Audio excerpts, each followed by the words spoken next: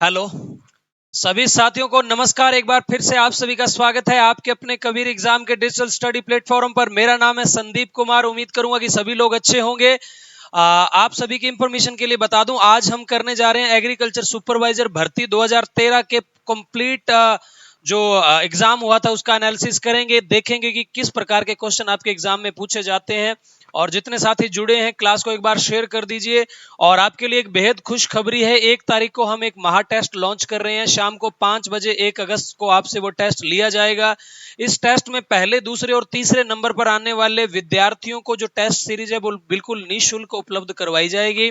और इस test series का चार्ज भी अगर नाम मात्र हम आपसे ले रहे हैं 299 रुपए में, मात्र 299 रुपीज में आप इस टेस्ट को दे सकते हैं। चलिए ज्यादा बातें ना करते हुए क्लास को शुरू करते हैं। एग्रीकल्चर सुपरवाइजर भर्ती 2013 का जो टेस्ट है वो आपके सामने। हिंदी के 15 क्वेश्चन सबसे पहले एनालिसिस करेंगे।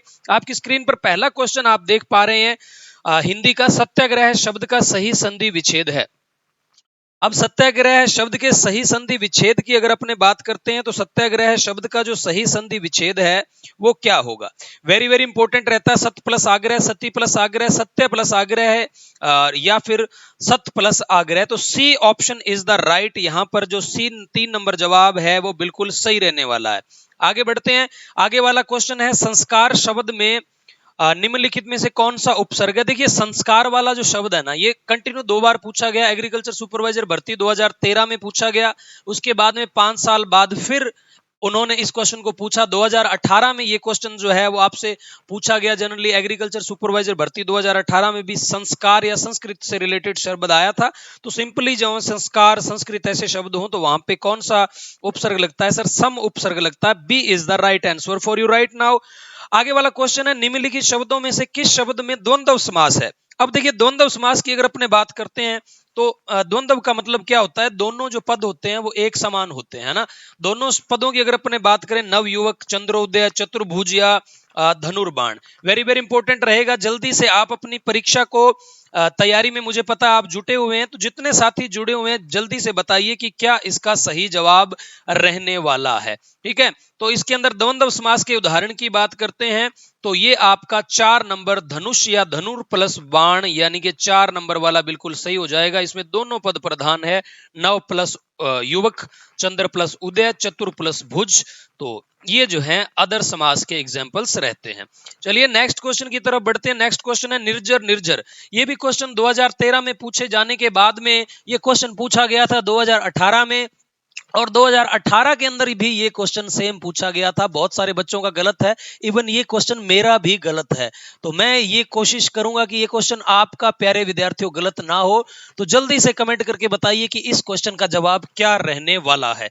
पहला यहाँ पे झरना, वृद्ध, युवा, देवता, देवता या झरना। तो सी जवाब बिल्कुल सही रहेगा। निर्जर का अर्थ होता है देवता और निर्झर का अर्थ होता है झरना। सी जवाब जिन्होंने दिया है बिल्कुल सही जवाब दिया है। जितने साथी जुड़े हैं, क्लास खत्म होने के बाद में जो आपसे ये 2013 का आज एग्जाम जो पेपर करवाया जा रहा है 2013 एग्रीकल्चर सुपरवाइजर भर्ती का, इसका निःशुल्क आप हमारी एप्लीकेशन पे टेस्ट दे सकते हैं। वीडियो के डिस्क्रिप्शन में आपको हमारी ऐप का लिंक मिल जाएगा। एप्लीकेशन की लिंक आपको मिल जाएगी, वहां से एप्लीकेशन को डाउनलोड कीजिए। क्लास खत्म होते ही आप इसका बिल्कुल फ्री में टेस्ट दे पाएंगे। मत भूलिएगा 1 अगस्त को शाम को 5 बजे महा टेस्ट देना। यदि आप उस टेस्ट में पहला, दूसरा और तीसरा नंबर प्राप्त करते हो तो ये टेस्ट सीरीज आप बिल्कुल फ्री में जीत सकते हो। चलिए आगे वाले क्वेश्चन की बात करते हैं। गौरव का विलोम शब्द है। गौरव का विलोम शब्द लाघव होता है। C is the right answer for you right now. आगे वाले क्वेश्चन पर बढ़ते हैं। निम्नलिखित में से शुद्ध वाक्य है। वह दंड पाने योग्य है, उनका बहुत भारी सम्मान हुआ, शत्रु मैदान से दौड़ खड़ा हुआ, कई रेलवे के कर्मचारियों की गिरफ्तारी हुई। तो इसमें अगर सही वाक्य की बात करते हैं तो ए बिल्कुल सही है। वह दंड पाने योग्य है, उनका बहुत भारी सम्मान हुआ, तो ये भी अशुद्ध है। शत्रु मैदान से दौड़ खड़ा हुआ, ये भी अशुद्ध है। और कई रेलवे कर्मचारियों की गिरफ्तारी हुई, ये भी अशुद्ध है। प्यारे बच्चों, डोमिसियल अंग्रेजी शब्द के निम्नलिखित में से कौन सा शब्द परिभाषिक शब्द के रूप में हिंदी में प्रयुक्त होता है? प्रवास, अधिवास, प्रतिवास या प्रयास। चलो ये बताइए। डोमिसियल 7 नंबर जवाब की बात करते हैं। डोमिसियल अंग्रेजी शब्द है तो इसका अर्थ होता है अधिवास हिंदी में। आगे वाले क्वेश्चन की बात करते हैं। खटाई में पड़ना या खटाई में पड़ना का वाक्य का सार्थक जो प्रयोग है वो किस मुहावरे के अंतर्गत हुआ है? बेटी तो ब्याह दी, अब क्या खटाई में पड़कर बैठे रहोगे। आगे वाला को जो ऑप्शन है, उसने घर क्या बसाया, लगता है खटाई में ही पड़ गया। आगे वाला ऑप्शन है, बात तय थी लेकिन ऐन मौके पर उसके मुकर जाने से सारा काम खटाई में पड़ गया। दोनों में सुलह हो गई, चलो किस्सा खटाई में पड़ गया। तो सही जो खटाई में पड़ना मुहावरे का अर्थ आपको बिल्कुल बताना है कि यहाँ पे कौन से वाक्य में बिल्कुल सही जो है वो प्रयोग हुआ है। बात तय थी लेकिन ऐन मौके पर मुकर जाने से सारा काम खटाई में पड़ गया। Option number C is the right answer for you right now. चलिए आगे बढ़ते हैं। आगे वाला क्वेश्चन है, नी प्लस ऊन शब्द से कौन सी संधि बनेगी? न्यून बनेगी। अब न्यून के अंदर बड़ी मात्रा लगती है कि छोटी मात्रा लगती है, ये आपको डिसाइड करना है। न्यून में सर बड़ी मात्रा लगती है, B is the right answer. आगे बढ़ते हैं, कुरु शब्द में निम्नलिखित में से कौन सा प्रत्यय लगाने से कौरव बन जाता है? कुरु शब्द में कौन सा प्रत्यय लगाएं कि वो कौरव बन जाए? ए लगाएं, अव लगाएं, आव लगाएं या रव लगाएं? 10 नंबर की यदि अपने बात करते हैं तो कुरु प्लस ए लगाने से क्या बन जाता है प्यारे बच्चों? कुरु प्लस ए बन जाता है कौरव। कैसे बन जाता है sir? Kuru plus A is equal to Kaurava. ठीक है, चलिए आगे वाले क्वेश्चन पर बढ़ते हैं। पीतांबर सूख रहे हैं वाक्य में रेखांकित पद, जैसे कि इसको रेखांकित कर देता हूं मैं। पीतांबर में किस समास का प्रयोग हुआ है? पीतांबर की बात करें, पीला है जो अंबर, पीतांबर, तो बताइए बहुब्रीहि है, तत्पुरुष है, कर्मधारय है या द्वंद्व समास का उदाहरण रहता है? क्वेश्चन नंबर 11 की अपने बात करें तो D is the right answer यहां पर, क्योंकि यहां पर क्या है भाई, उप में उपमान, पीला है जो अंबर, है ना। किसी की विशेषता यदि कोई बताता है तो क्या होता है, जल्दी से मुझे कमेंट करके बता दीजिए। चलिए आगे वाला क्वेश्चन है आपके लिए, खेचर शब्द का पर्यायवाची निम्नलिखित में से है? खेचर, नीरज, खग, पावन, मनुष्य। तो खेचर जो होता है पक्षी का पर्यायवाची होता है और खग का भी अर्थ क्या होता है? पक्षी होता है। तो B is the right answer for you. आगे वाला जो क्वेश्चन है वो 2013 में डिलीट कर दिया गया था क्योंकि इसकी लैंग्वेज और ऑप्शन बिल्कुल थोड़े से अनकरेक्ट थे। चलिए देखते हैं क्या है। निम्नलिखित में से किस विकल्प के में जो सभी शब्द वर्तनी की दृष्टि से शुद्ध हैं? ठीक है, वर्तनी की दृष्टि से इसने पूछा है शुद्ध हैं। ये लीजिए अपने लिख देते हैं यहाँ पे शुद्ध। तो इसने पूछा था कि कौन से शुद्ध हैं, तो इसके अंदर ये निकृष्ट जो शब्द है, ये निकृष्ट है वो ऐसे लिखा जाता है, आप सभी को पता होगा। पहले ऑप्शन में जो निकृष्ट लिखा गया है वो इस प्रकार से लिखा जाता है। तो पहला तो आपका क्या हो जाएगा भाई, बिल्कुल अशुद्ध हो जाएगा। उज्ज्वल, दूसरे में उज्ज्वल आपको पता है इस प्रकार से लिखा जाता है उज्ज्वल, तो दूसरा गलत हो जाएगा। तीसरे में आर्द्र इस प्रकार से लिखा जाता है तो तीसरा भी गलत है। और चौथे में आशीर्वाद आपको पता है इस प्रकार से लिखा जाता है। तो ये चारों के चारों गलत थे, इसके चलते इस क्वेश्चन को डिलीट करना पड़ा प्यारे विद्यार्थियों। तो ये 13 नंबर क्वेश्चन है वो आपके क्या है, डिलीट क्वेश्चन है, एग्रीकल्चर सुपरवाइजर भर्ती 2013 में। ठीक है, 2013 में क्या है, इस क्वेश्चन को कर दिया था डिलीट। चलिए आगे बढ़ते हैं। बहरहाल अगर इसकी बात करें, इसमें से कोई भी वाक्य है वो शुद्ध नहीं है, सभी के सभी अशुद्ध हैं। आगे बढ़ते हैं। उपकार के प्रति किया गया उपकार क्या कहलाता है? परोपकार कहलाता है, निराकार, प्रत्युकार क्या कहलाता है? डी की बात करें, उपकार के प्रति, यानी कि किसी ने आपके ऊपर कोई एहसान किया और आपने भी उसके ऊपर कोई एहसान कर दिया, तो उसको क्या बोलते हैं? प्रत्युपकार बोलते हैं प्यारे बच्चों। क्या बोलते हैं? प्रत्युपकार बोलते हैं। डी बहुत ही बढ़िया जिन्होंने जवाब दे रहे हैं। चलिए जल्दी से, आप लगातार, आपको कल हम करेंगे 2015 का जो कृषि पर्यवेक्षक की भर्ती का, उसके बाद में 2018 वाला और 2021 वाला, उसके बाद में भूतपूर्व में जितने एग्जाम हैं उन सभी को एनालिसिस करके आपके सामने पेश करेंगे। जुड़े रहिए। अगर आपने अभी तक हमारे चैनल को सब्सक्राइब नहीं किया तो चैनल को कर दीजिए सब्सक्राइब, बेल आइकन को कर दीजिए प्रेस, ताकि हमारी आने वाली वीडियोस की अपडेट आपको सबसे पहले मिलती रहे। चलिए, और जितने साथी अभी जुड़े हैं, कबीर एग्जाम एप्लीकेशन को डाउनलोड कर लीजिए आप सभी, क्योंकि वहां पे डेली जो भी आपको यूट्यूब पे क्लास करवाई जाती है, क्लास खत्म होती है आपको वहां पे बिल्कुल फ्री ऑफ कॉस्ट टेस्ट देने का मौका मिल जाता है। और 5000 एग्रीकल्चर सुपरवाइजर से रिलेटेड जीके के हमने क्वेश्चन वहां पे बिल्कुल फ्री में पीडीएफ अपलोड कर रखी है, आप जाके उसको भी एनालिसिस कर सकते हैं। 1 अगस्त को महा टेस्ट देना मत भूलिएगा। टेस्ट सीरीज लॉन्च कर रहे हैं 1 तारीख से। 299 रुपए मात्र इसका चार्ज रहेगा। इसके अंदर हम आपको 8 शेड्यूल टेस्ट प्रोवाइड करवाएंगे पूरे के पूरे सिलेबस के। उसके बाद में हम आपको 100 मॉडल पेपर प्रोवाइड करवाएंगे। 100 मॉडल पेपर के बाद में आपको 11th और 12th की बुक्स मिल जाती है, वो भी ऑब्जेक्टिव टाइप, जो कि हमने खुद अपने हाथ से तैयार की है। और भूतपूर्व जो क्वेश्चनों की अपने बात कर रहे थे, ओल्ड एग्जामिनेशन, जो कि आज हमने शुरू कर दिया है, 2013 से शुरुआत की है। कल 2015, 2018 और 2021 और 2023 वाले क्वेश्चन भी आपको करवाएंगे प्यारे विद्यार्थियों। फिलहाल आपका 15 नंबर क्वेश्चन है, निम्नलिखित में से किस वाक्य में मुहावरे का सही प्रयोग हुआ है? तुमने तो कवि की प्रशंसा में नाव बांध दी, मेरा यहां रहना तुम्हें पेट में चूहे कूदना लगता है क्या? मेरा यहां रहना तुम्हें पेट में चूहे कूदना लगता है क्या? मौका चूक जाने पर बेचारा हाथ मलता रह गया, वह आंखें बिछाकर उससे लड़ने लगा। तो आपको बताना है कि कौन से वाक्य में सही मुहावरे का प्रयोग हुआ है। क्वेश्चन नंबर 15 आपके सामने प्यारे विद्यार्थियों। चलिए 15 नंबर की बात करते हैं। मौका चूक जाने पर वो हाथ मलता रह गया is the right answer for you right now. आगे बढ़ते हैं। मरुस्थलीय क्षेत्र में विशिष्ट लवण झीलों को स्थानीय भाषा में क्या कहते हैं? मरुस्थल क्षेत्र में जो विशेष लवणीय झीलें बनती है ना, उनको स्थानीय भाषा में टाट बोलते हैं, या टॉड बोलते हैं, पलाया बोलते हैं, रन बोलते हैं। क्वेश्चन नंबर 16 की बात करें, डांड बोलते हैं। उनको क्या बोलते हैं? डांड बोलते हैं। चलिए आगे वाले क्वेश्चन की तरफ बढ़ते हैं। लोक कलाकार लच्छीराम का संबंध किससे है? Very very important question, agriculture supervisor भर्ती 2013 में पूछा गया था। तुरा कलंगी, जयपुरी ख्याल, कुचामनी ख्याल या रम्मत? प्यारे विद्यार्थियों, तुरा कलंगी है, जयपुर ख्याल है, कुचामनी ख्याल है या रम्मत है? तो लोक कलाकार जो लच्छीराम जी हैं, उनका संबंध की अगर अपने बात करें तो कुचामनी ख्याल से है। बहुत ही फेमस क्वेश्चन है, लगभग हर किसी एग्जाम में ये क्वेश्चन पूछा जाता है। राजस्थान के लोगों द्वारा प्रकाशित किया गया पहला पत्र कौन था? पहला समाचार पत्र कौन था? पत्र की जगह यहां थोड़ा सा समाचार लिख लीजिएगा आप, है ना।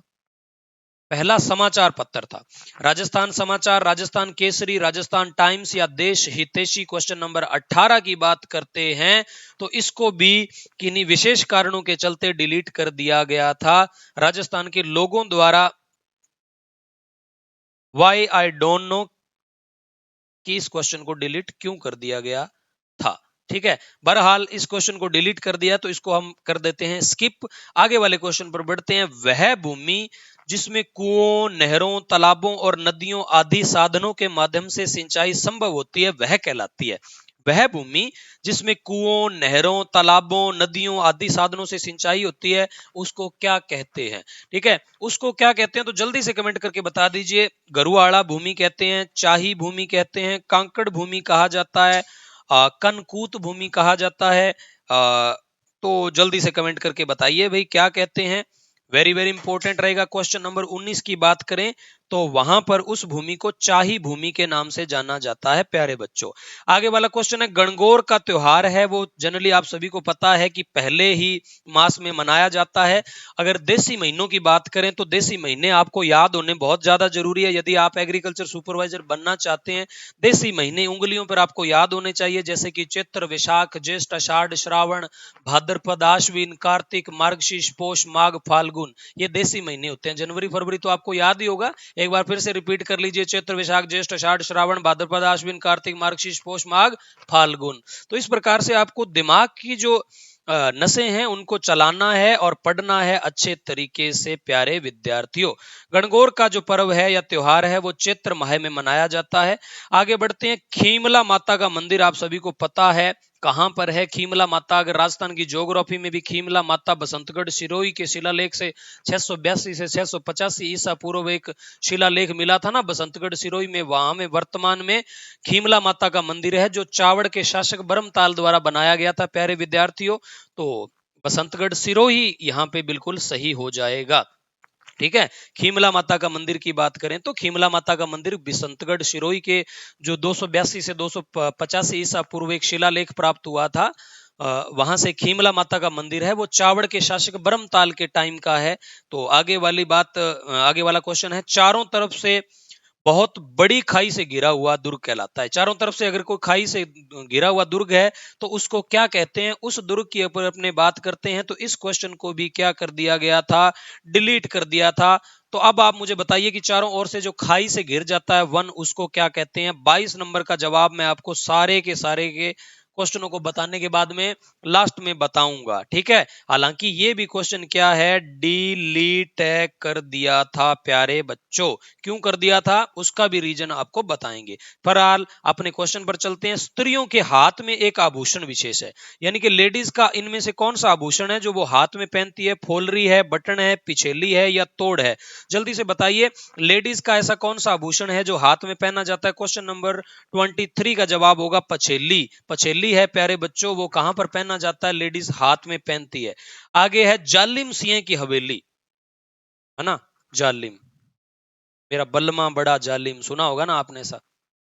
चलिए मैं थोड़ी सी चाय की चुस्की ले लेता हूं, इतने में आप जालिम सिंह की हवेली का एक टूर काट के आइए, बताइए कि कहां पर है ये। झालर पाटान, जैसलमेर, जोधपुर, बीकानेर। 24 नंबर को भी किन्हीं विगत कारणों के चलते डिलीट कर दिया गया था। आपको कमेंट करके बताना है जालिम सिंह की हवेली कहां पर है। लास्ट में आपको बताऊंगा कि कौन कौन से क्वेश्चन है एग्रीकल्चर सुपरवाइजर भर्ती 2013 में डिलीट कर दिए थे, ठीक है।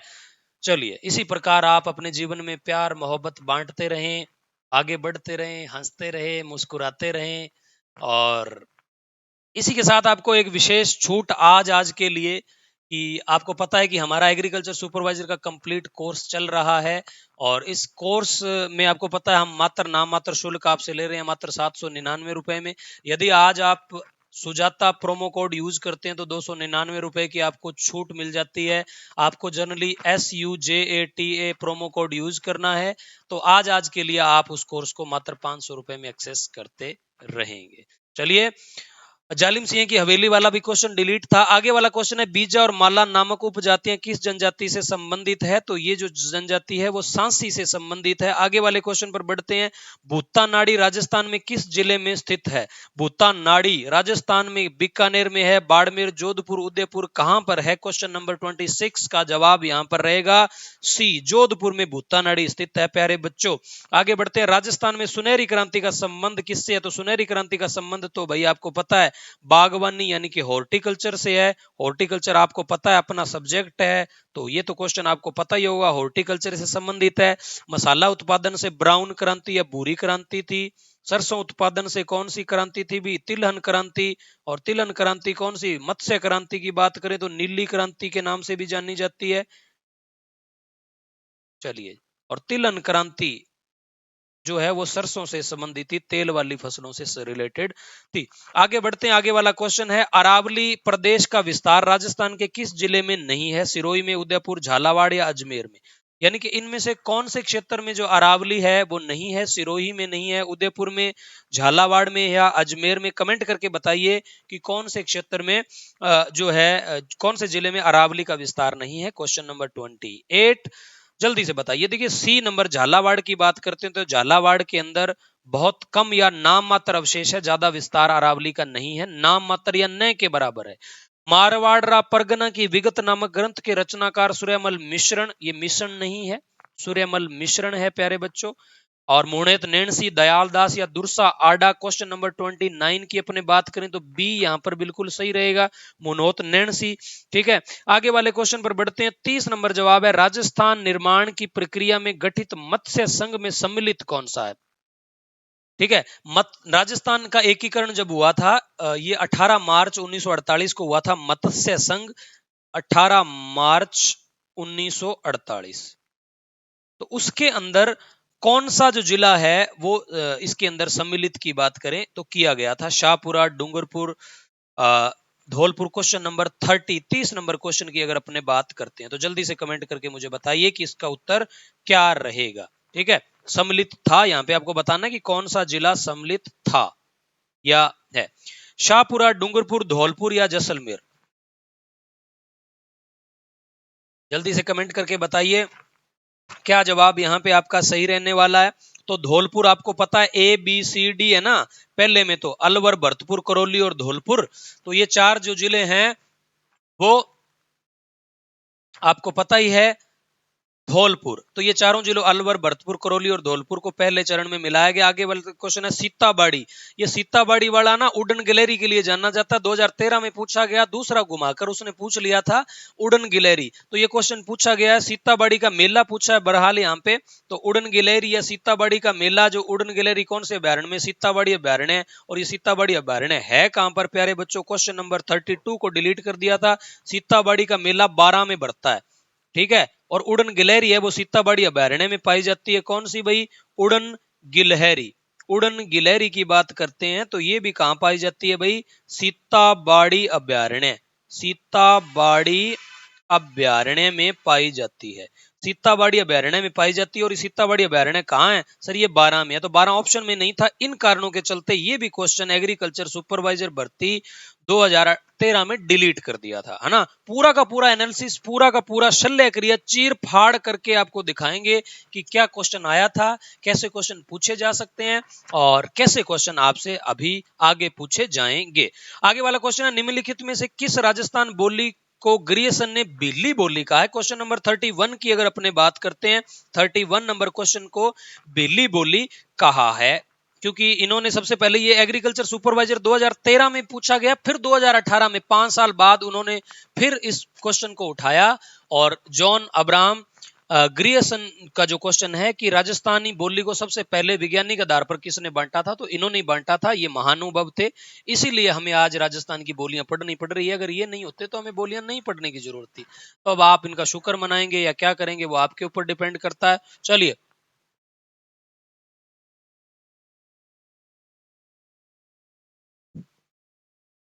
आगे बढ़ते हैं। आगे वाला क्वेश्चन आपके लिए रहेगा बहुत ही शानदार। क्वेश्चन है बिल्ली बोली किसे कहा था?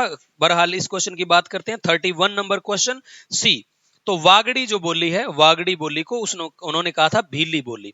आगे बढ़ते हैं। राजस्थान के लोक देवता हड़बू जी, क्वेश्चन नंबर 33 की बात करते हैं तो कहां पर हुआ था सर? नागौर में हुआ था। सभी जानते हैं, सिंपल सा क्वेश्चन है। हड़बू जी का जन्म कहां हुआ था? नागौर में। मोक्कल जी के मंदिर के नाम से प्रसिद्ध है। मोक्कल जी के मंदिर के नाम से कौन सा प्रसिद्ध है? समीदेश्वर प्रसाद का मंदिर, नगरी, सतबीस देवरी या फतेह प्रकाश महल की बात करें क्वेश्चन नंबर 34 में, समीदेश्वर प्रसाद का मंदिर जो है वो इसी नाम से प्रसिद्ध है प्यारे बच्चों। आगे बढ़ते हैं। धातु की अर्ध अंडाकार कुंडी को भैंसे की खाल से मढ़कर चमड़े की डोरियों से कसकर लकड़ी के डंडों से बजाए जाने वाले लोक वाद्य यंत्र क्या कहलाता है ना। ध्यान से पढ़िएगा।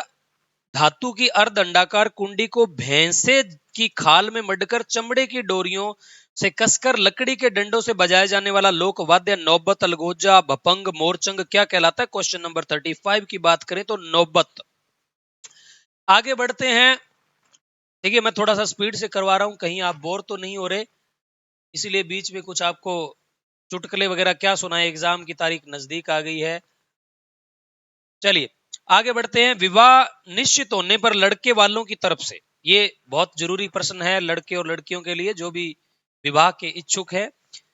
36 नंबर क्वेश्चन है, विवाह निश्चित होने पर लड़के वालों की तरफ से लड़की को भेजे जाने वाले उपहार क्या कहलाते हैं राजस्थानी लैंग्वेज में? 36 की बात करते हैं। इस क्वेश्चन को भी डिलीट कर दिया गया था किन्हीं कारणों के चलते, क्योंकि जो जवाब था वो इस ऑप्शन में था ही नहीं प्यारे बच्चों। अब जो बच्चे तैयारी कर रहे हैं तो उनके लिए ये क्वेश्चन है, खास करके जो ऑफलाइन हमारे पास बच्चे पढ़ रहे हैं। बताइए कि विवाह निश्चित होने पर लड़के वालों की तरफ से लड़की को भेजे जाने वाला जो उपहार है वो क्या कहलाता है। लास्ट में बताऊंगा कि कौन कौन से क्वेश्चन डिलीट हो गए थे। आगे बढ़ते हैं। बूंदी की चित्रकला शैली किस महाराजा के काल में चरम पर थी? बूंदी की बात करें, अजीत सिंह, किशन सिंह, उमेद सिंह या मालदेव। 34 नंबर क्वेश्चन की बात करें तो अजीत सिंह के समय उनका स्वर्ण काल था या चरम पर थी। ख्यालों में सबसे पहले खेले गए ख्याल के नाम से जानी जाती है तुरा कलंगी, नौटंकी, रम्मत या सवांग। ये रम्मत वाला क्वेश्चन ना, ये 2018 में पूछा गया और फिर से इसको डिलीट कर दिया गया था। 2018 में पूछा गया था, लेकिन यहां पर 2013 में ये क्वेश्चन सेफ है, डिलीट नहीं हुआ प्यारे बच्चों। 38 की बात करें तो तुरा कलंगी सबसे पहले ख्यालों की बात करते हैं तो दौसा जिले में वह स्थान जहां राजपूतों और मराठों के बीच में लड़ाई के कारण प्रसिद्ध है। दौसा जिले का वह स्थान जो राजपूतों और मराठों के बीच में लड़ाई के लिए प्रसिद्ध है। क्वेश्चन नंबर 39 को फिर से डिलीट कर दिया गया। ये क्वेश्चन भी डिलीट है। लास्ट में आपको बताऊंगा कि कौन कौन से क्वेश्चन डिलीट कर दिए गए थे। आगे बताते हैं, बीसल देव रासो नामक ग्रंथ के रचयिता कौन थे? बीसल देव रासो ग्रंथ के रचयिता नरपति नाल थे प्यारे बच्चों। डी नंबर जवाब बिल्कुल सही रहेगा। आगे है, कम क्षेत्रफल में चावल की नर्सरी तैयार करने के लिए उपयुक्त विधि है? डेपोग विधि है, शुष्क क्यारी विधि है, गीली क्यारी विधि है या SRI विधि है? यदि आपके पास एरिया बिल्कुल कम है, सबसे कम क्षेत्रफल घेरने वाली है, चावल मैंने आपको करवा दिया क्लास में, तो उसमें जो नर्सरी की आपको विधियां करवाई है उसमें से सबसे कम जो क्षेत्रफल है वो कौन सी घेरती है? और मैंने कहा था आपको, क्लास में भी बताया था कि अगर क्वेश्चन आएगा तो फेमस सबसे क्वेश्चन आज तक जो पूछे गए हैं 80-90% डेपोग में से पूछे गए हैं, तो याद रखिएगा। आगे है, सुगर केन गन्ना में सुगर किस भाषा से लिया गया है? संस्कृत भाषा का शब्द है। ये भी क्वेश्चन आपके एग्रीकल्चर सुपरवाइजर 2013 में पूछा गया है। आगे वाला क्वेश्चन है, पूसा ज्वाइंट किस फसल की महत्वपूर्ण किस्म है? पूसा ज्वाइंट, तो 43 नंबर क्वेश्चन की बात करते हैं तो बरसीम की ये किस्म मानी जाती है। आगे बढ़ते हैं, जैविक मृदा में जैविक पदार्थों की मात्रा कितनी होती है? जैविक मृदा है उसमें जैविक पदार्थों की मात्रा बतानी है तो 20% से क्या होती है भाई? अधिक होती है। जैविक मृदा में जैविक पदार्थों की मात्रा 20% से अधिक होती है। राष्ट्रीय जैविक खेती संस्थान कहां पर स्थित है? राष्ट्रीय जैविक खेती संस्थान कहां पर स्थित है? क्वेश्चन नंबर 45 का आंसर है गाजियाबाद। आगे बढ़ते हैं, चूहा नियंत्रण के लिए 1 किलोग्राम विष चूहा बनाने के लिए जिंक फास्फाइड, जिसको रोडेंटिसाइड के नाम से भी जाना जाता है, उसमें जिंक फास्फाइड मिलाते कितनी है? 20 ग्राम, 40 ग्राम, 125 ग्राम या 200 ग्राम? क्वेश्चन नंबर 46 का जवाब आएगा ए, 20 ग्राम मिलाते हैं। आगे है, सूखे से प्रभावित क्षेत्रों में ज्वार के लिए उपयुक्त किस्म है, यानी कि ज्वार की ऐसी कौन सी किस्म है जो शुष्क क्षेत्रों में बोई जाती है? 47 नंबर क्वेश्चन है का जवाब आएगा CSV 17। मैंने आपको ऑलरेडी नोट डाउन करके लिखवा दिया है प्यारे बच्चों की CSV 17 जो है वो शुष्क क्षेत्रों के लिए अच्छी है। ये क्वेश्चन एग्रीकल्चर सुपरवाइजर भर्ती 2013 में पूछा गया है प्यारे बच्चों, तो गलत तो करना ही नहीं है किसी भी हालत में आपको। आगे वाला क्वेश्चन आपके काम का नहीं है क्योंकि इसने दलहन के उत्पादन का जो डाटा पूछ लिया है वो भी 2011-12 का पूछा था, तो क्योंकि एग्जाम कब हुआ था 2012-13 के 70 में हुआ था, तो जाहिर सी बात है कि वो डाटा पूछेगा, लेकिन फिलहाल इसको हम कर देते हैं स्किप। ठीक है, हम कर देते हैं इसको स्किप। हालांकि 2011-12 के अंदर दलहन में तीसरा स्थान था राजस्थान का भारत में, ये आपको बता देता हूं, लेकिन ये आपके काम का नहीं है क्योंकि अभी जो डाटा वाली क्लास है आपको एक दिन यूट्यूब पे लाइव आकर मैं कंप्लीट डाटा वाली क्लास है प्यारे विद्यार्थियों सॉल्व करवा दूंगा। आगे है, जैव उर्वरक मानकों के अनुसार राइजोबियम जैव उर्वरक में बैक्टीरिया के CFU की संख्या प्रति वाहक सामग्री में कितनी होनी चाहिए?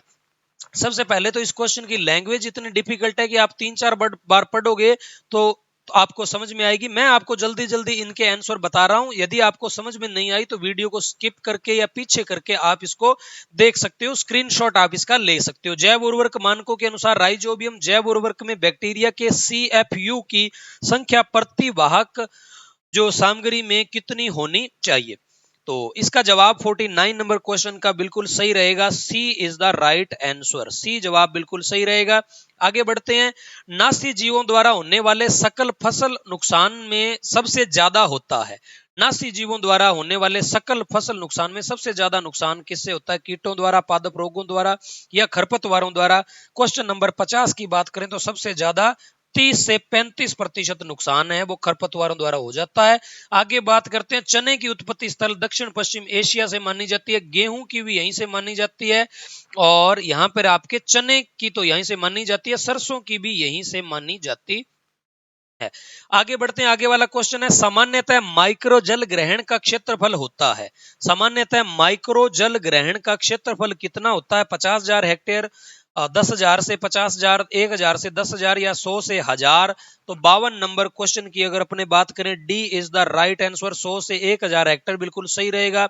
आगे बढ़ते हैं, मृदा में सूक्ष्म जीवों की संख्या का सही क्रम में भी सबसे ज्यादा बैक्टीरिया जो फंगीसाइड पाए जाते हैं, उसके बाद में बैक्टीरिया, एक्टिनोमाइसिटीज और उसके बाद में अन्य। तो आपको बताना है कि कौन सा है जवाब यहाँ पे इनके कर्म की बात पूछी है, कम ज्यादा कौन से पाए जाते हैं। क्वेश्चन नंबर 53 में सी इज द राइट आंसर आपके लिए। सबसे ज्यादा बैक्टीरिया पाए जाते हैं, उसके बाद एक्टिनोमाइसिटीज पाए जाते हैं, उसके बाद में फंगीसाइड का नंबर आता है, बाकी बाद में अदर्स जो सूक्ष्म जीव है उनका नंबर आता है। परीक्षण के लिए मृदा नमूने में कणों का आकार होना चाहिए। सॉइल सैंपल यदि लेते हो तो उसमें जो मिट्टी के कण होते हैं उनके आकार की अगर अपने बात करते हैं तो कितना होना चाहिए, 2 मिलीमीटर से कम या 2 mm से कम।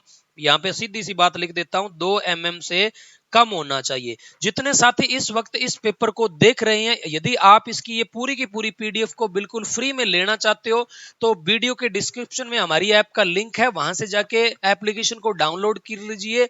वीडियो खत्म होते ही आपको ये पीडीएफ और इसका बिल्कुल टेस्ट है वो आपको दे दिया जाएगा बिल्कुल फ्री में। ठीक है, ये पीडीएफ आप बिल्कुल फ्री में ले सकते हो और इसका बिल्कुल फ्री में दे सकते हो टेस्ट। केंद्रीय बारानी कृषि अनुसंधान संस्थान, क्वेश्चन नंबर 55 की बात करते हैं।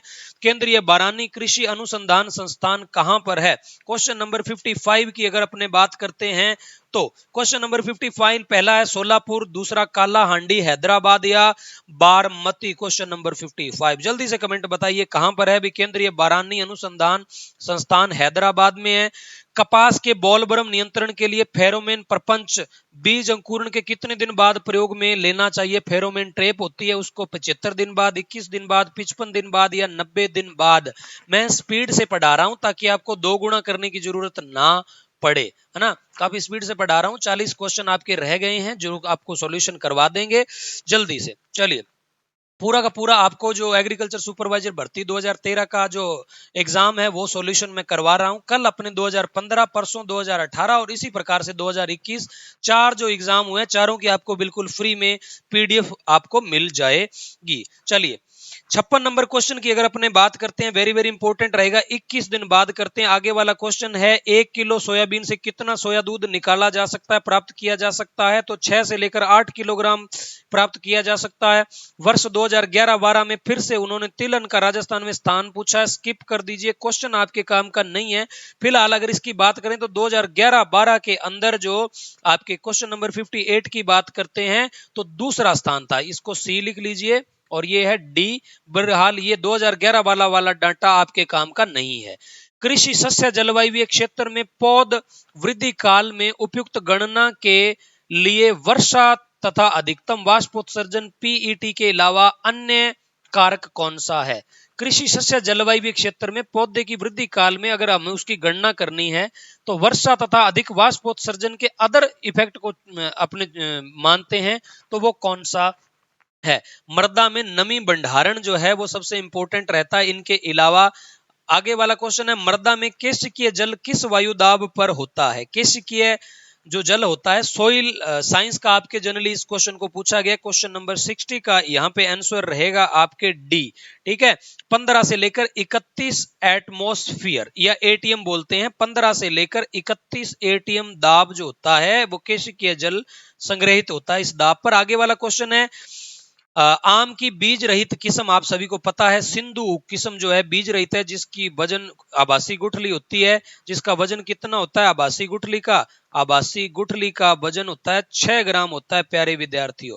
आगे बढ़ते हैं, आगे वाला क्वेश्चन है, नींबू में सिट्रस कैंकर रोग का कारण है?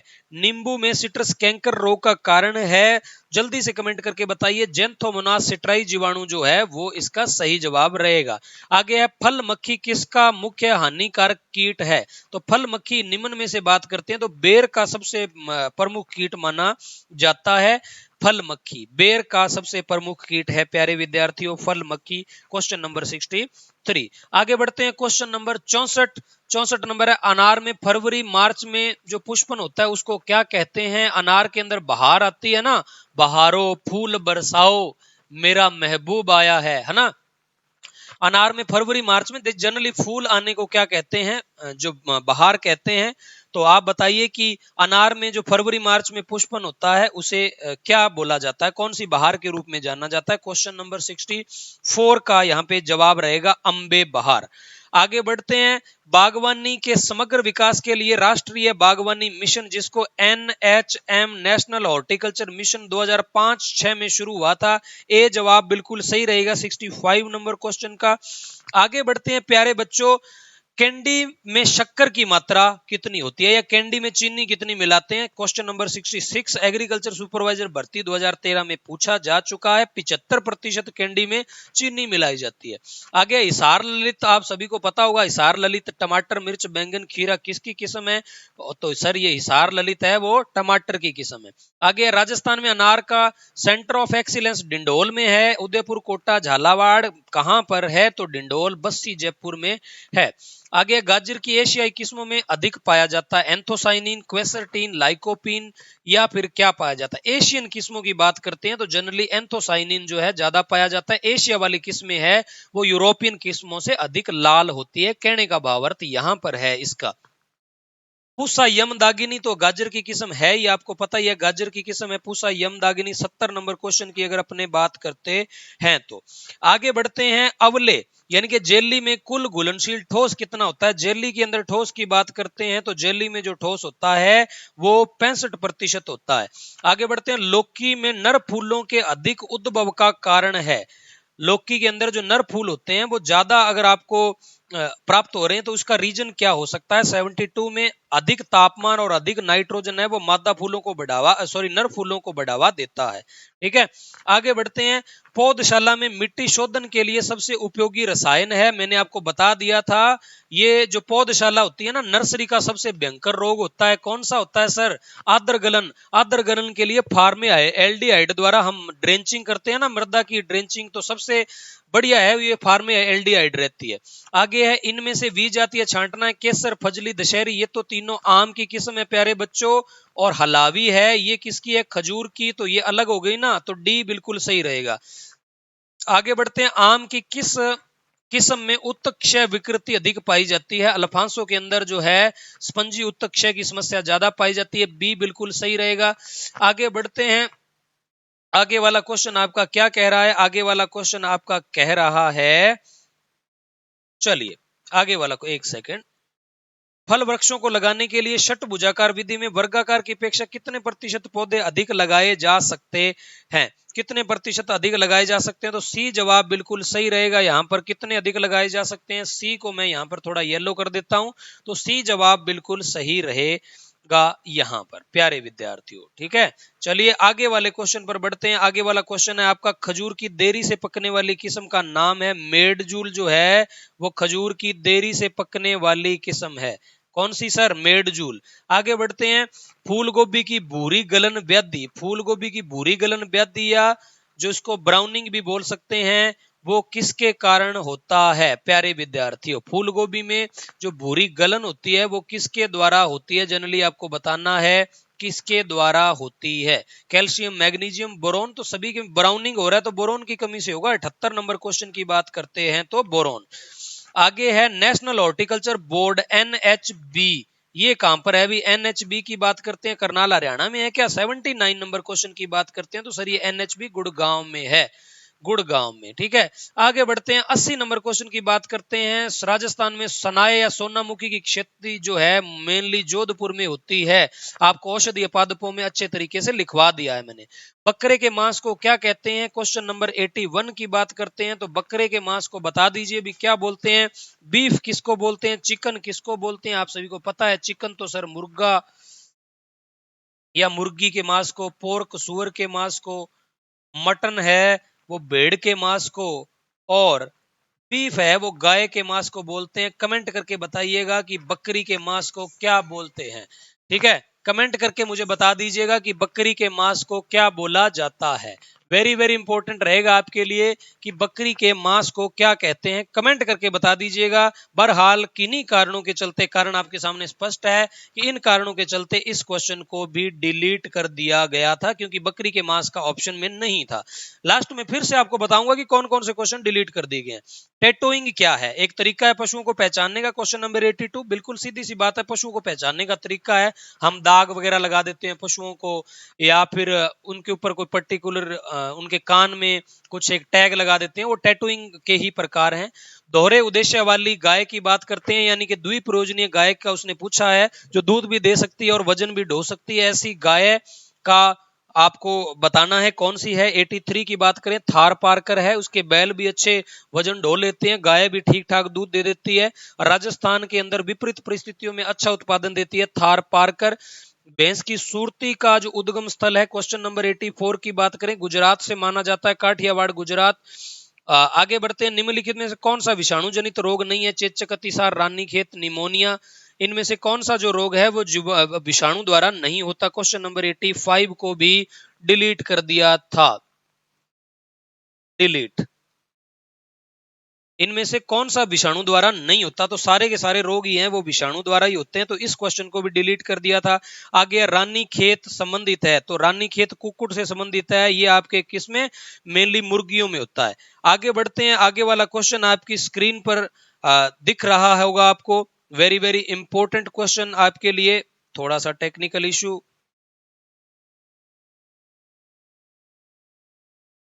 जी चलिए। कृमि हर दवाओं के रूप में निम्नलिखित दवाओं में से किसका प्रयोग नहीं किया जाता?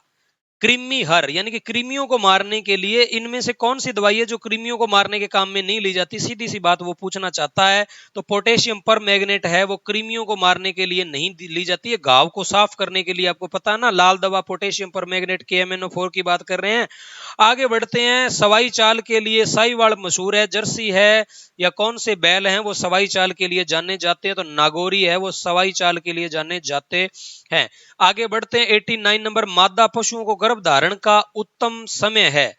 उत्तम समय की बात करते हैं मादा पशुओं के गर्भ धारण की, तो पहला ऑप्शन है शुरू के 6 घंटे, मध्य के 12 से 18, शुरू के 4 घंटे या अंतिम 24 घंटे। 89 नंबर क्वेश्चन कह रहा है मध्य के 12 से 18 घंटे है वो दी बेस्ट रहते हैं मादा पशुओं के गर्भ धारण के। 89 नंबर क्वेश्चन। आगे बढ़ते हैं, सर्वप्रथम नवजात बछड़े बछड़ियों को पिलाए जाने वाला जो दूध होता है वो खीस होता है, खीस पिलाना चाहिए। गाय, भेड़, बकरी में इनसाइजर या कृतक दांत होते हैं, केवल ऊपर के जबड़े में, केवल नीचे के जबड़े में, या दोनों में, या इनमें से कोई नहीं? क्वेश्चन नंबर 91 की अगर अपने बात करते हैं तो ये होगा नीचे वाले जबड़े में होते हैं कृतक दांत। प्यारे विद्यार्थियों, यदि आप इस जो आपको आज अभी 2013 का मॉडल पेपर कर रहे हैं बिल्कुल फ्री में इसकी PDF लेना चाहते हो तो इस PDF को आप हमारी कबीर एग्जाम एप्लीकेशन से डाउनलोड कर सकते हो। ठीक है, डाउनलोड कर सकते हो हमारी एप्लीकेशन कबीर एग्जाम से, और बिल्कुल फ्री में क्लास को एंड होते ही आप इसका टेस्ट भी दे सकते हैं। ठीक है, जनरल सी बात है। और 1 तारीख यानी कि 1 अगस्त को शाम को 5 बजे हम एक मेगा टेस्ट लॉन्च कर रहे हैं, क्योंकि हम 1 तारीख से एक टेस्ट सीरीज लॉन्च कर रहे हैं जिसमें आपको 8 शेड्यूल टेस्ट दिए जाएंगे। 100 मॉडल पेपर आज के इतिहास में आपने कहीं नहीं देखा होगा। लोग आपसे 1000 2-2 हजार रुपए भी ले रहे हैं, मात्र 299 रुपए में नाम मात्र शुल्क में हम आपको टेस्ट सीरीज प्रोवाइड करवा रहे हैं। ठीक है, तो आप इस टेस्ट सीरीज से जरूर जुड़िएगा। पहले, दूसरे और तीसरे नंबर पर आने वाले विद्यार्थियों को टेस्ट सीरीज बिल्कुल फ्री में दी जाएगी। आपके पास मौका है, यदि आपकी तैयारी अच्छी है तो आप अपनी तैयारी को भी परख सकते हैं। चलिए, तो अगर आप घर बैठे एग्रीकल्चर सुपरवाइजर की कंप्लीट तैयारी करना चाहते हो तो हमारा एग्रीकल्चर सुपरवाइजर का कंप्लीट कोर्स मात्र 799 रुपए में और टेस्ट सीरीज मात्र 299 रुपए में, कुल मिलाकर 1100 रुपए में आप एग्रीकल्चर सुपरवाइजर की कंप्लीट तैयारी कर सकते हो घर बैठे बैठे। तो जरूर जुड़िएगा, इस मौके को गवाइएगा मत। आज के लिए आपके पास ऑफर है, 799 वाला कोर्स मात्र आप 500 रुपए में ले सकते हो। आपको प्रोमो कोड यूज करना है सुजाता। सुजाता प्रोमो कोड अगर आप यूज करोगे तो ये कोर्स आपको आज के लिए मात्र 500 रुपए में मिल जाएगा। आगे वाला क्वेश्चन है, गाय के दूध में वसा का प्रतिशत होता है 1 से 3, 4 से 5, 7 से 10 या 8 से 11? तो जनरली गाय के दूध में 4 से 5% फैट है, वो क्वेश्चन नंबर 92 के हिसाब से पाई जाती है। मेरिनो विदेशी नस्ल भेड़ किस देश की है? मेरिनो की अगर अपने बात करते हैं, अमेरिका की है, स्पेन की है, न्यूजीलैंड की है, या इंग्लैंड की है? क्वेश्चन नंबर 93 का बी जवाब होगा, स्पेन की है। आगे वाला क्वेश्चन है, हमारे देश में पशु प्राय किन कारणों से मरते हैं? तो ये सारे के सारे कारण है, असंतुलित आहार है, दवाइयों का अभाव है, परजीवियों का प्रकोप है, ये सारे के सारे कारण ही रहते हैं। तो डी जवाब है वो बिल्कुल सही रहने वाला है।